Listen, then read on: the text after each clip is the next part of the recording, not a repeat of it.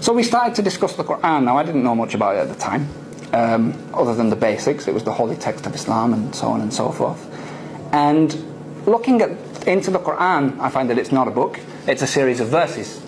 A series of verses that were revealed in Arabic, that were spoken from the mouth of a man, sallallahu alaihi wasallam, who couldn't even read. He was unlettered. And the things that this book discusses, the language that it uses, is so powerful and so eloquent, and yet so precise and straight to the point, that it's not just a series of stories. The Quran is what? It's a book of law. Have you ever taken a book of law, of British law, off the shelf and start reading it? It's not like the Quran, even in English. It's you know, official paragraph 1.2.3, the plaintiff says da da da da. It's like that. It's really official language. Do not go through a red light until it turns green and da da da da da. But the Quran, a book of law, isn't like this. The language within it is so powerful.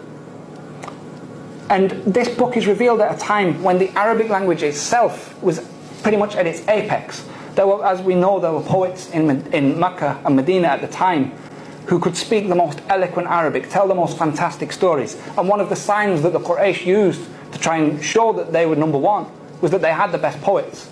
And they actually used to send them to challenge Muhammad sallallahu alaihi wasallam. And the Quran issued to these men a challenge, because as we know, a lot of people tried to refute the Quran. The Quran said, look, if you disbelieve, it's in Surah Baqarah, if you don't think this book is from Allah subhanahu wa ta'ala, then all you have to do is create a surah like what's in this book. Just one chapter like what you see in this book. Because if somebody else can do it, that means it came from a man. If no one else can do it, that means it must have come from Allah subhanahu wa ta'ala. Now I thought, okay, that's interesting. I wonder if anybody managed it. I look into it. Of course, nobody did. There were many challengers who attempted it, but nobody did.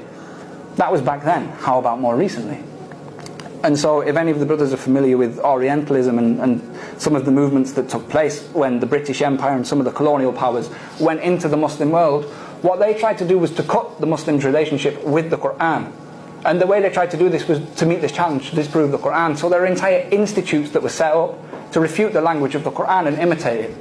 None of them could do it. There were professors who were paid hundreds of thousands of pounds. They became Muslim because they couldn't do it.